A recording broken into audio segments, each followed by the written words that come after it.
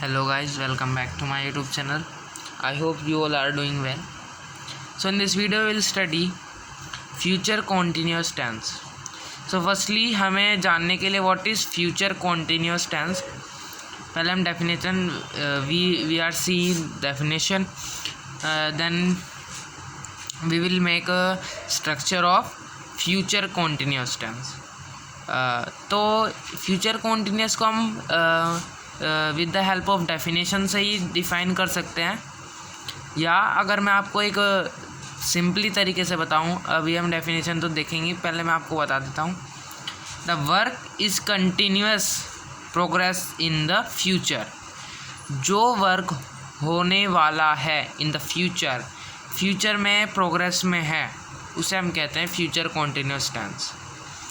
Now अब हम देखेंगे डेफिनेशन, देन हम बनाएंगे स्ट्रक्चर, देन हम देखेंगे sentences. Now see the definition. So this is the definition of future continuous tense, that is this tense is used to express an ongoing और continued action in the future. ये tense referred करता है, indicate करता है, express करता है एक on going work को, एक ऑन गोइंग एक्शन को या कंटिन्यूड एक्शन को इंडिकेट करता है फ्यूचर कॉन्टिन्यूस टेंस। जो इन द फ्यूचर, जो एक्शन फ्यूचर में होने वाला है, फ्यूचर कॉन्टिन्यूस टेंस उसे रेफर करता है। एक बार फिर से पढ़ देता हूँ। This tense is use to express. ये टेंस यूज़ होता है, एक्सप्रेस करता है, किसे एक्सप्रेस करने के लिए होता है ये tense use?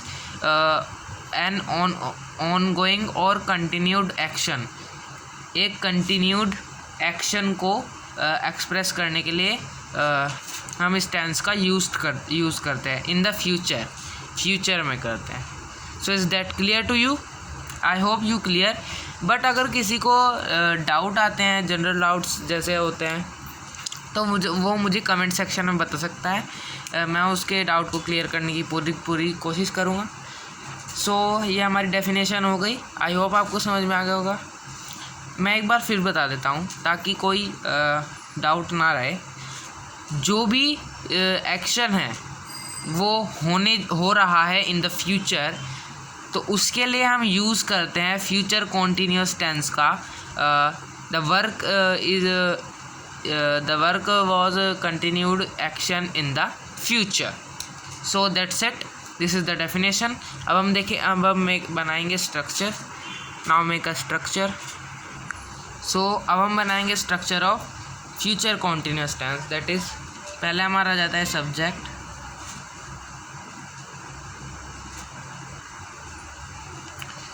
Plus will and shall, plus हमारा बी लग जाएगा, will be and shall be. Then हमारा वर्ब की फर्स्ट फॉर्म लग जाएगी, वर्ब की फर्स्ट फॉर्म। देन हमारा आईएनजी लग जाएगा। देन प्लस हम करेंगे ऑब्जेक्ट आ जाएगा। प्लस हम करेंगे full stop. Full stop English के हर सेंटेंसेस में लगता है, हम इन्हें इंटरजेक्शन भी कहते हैं। तो मैं आपको ये डिटेल में इसलिए बता रहा हूँ ताकि आपको एट सेंटेंस बनाने में आसानी हो। नाउ हम बनाएंगे नेगेटिव एंड इंट्रोगेटिव। सो हमने अफर्मेटिव देख लिया था, मैं एक बार दोबारा बता देता हूँ। Subject will shall plus be, verb की first form and ING, then object, then full stop.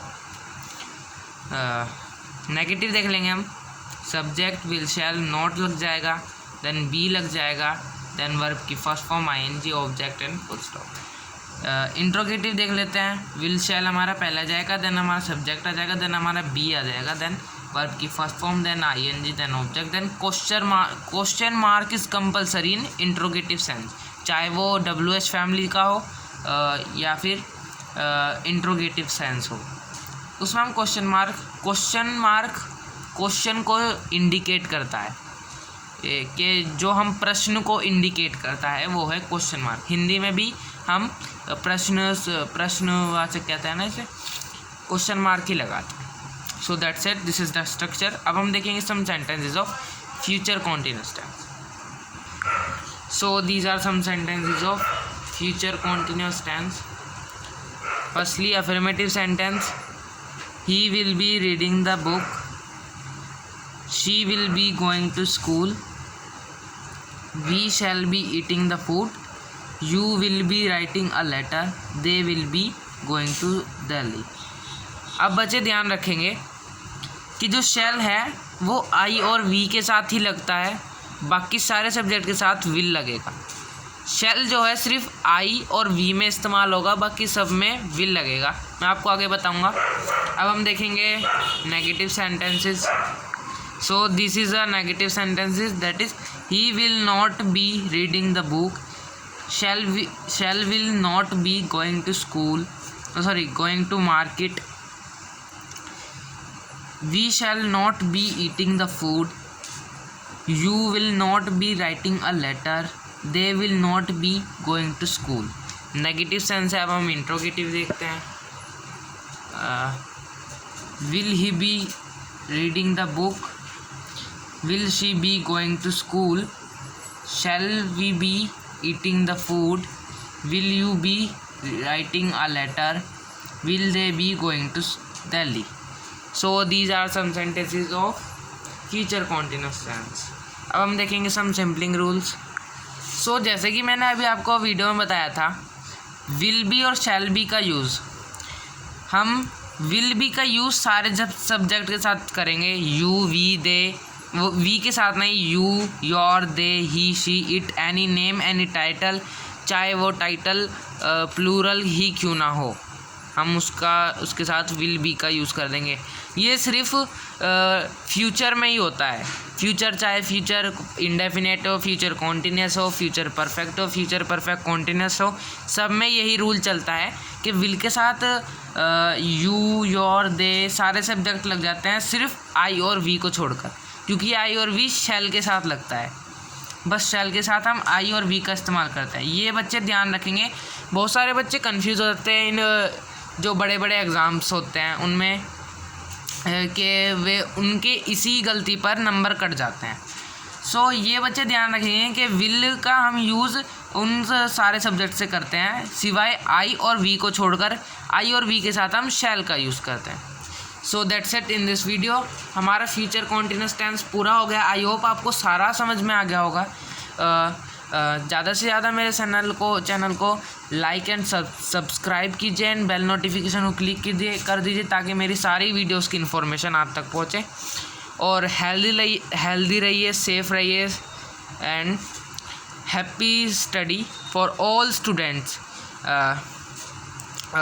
Thank you. Stay tune.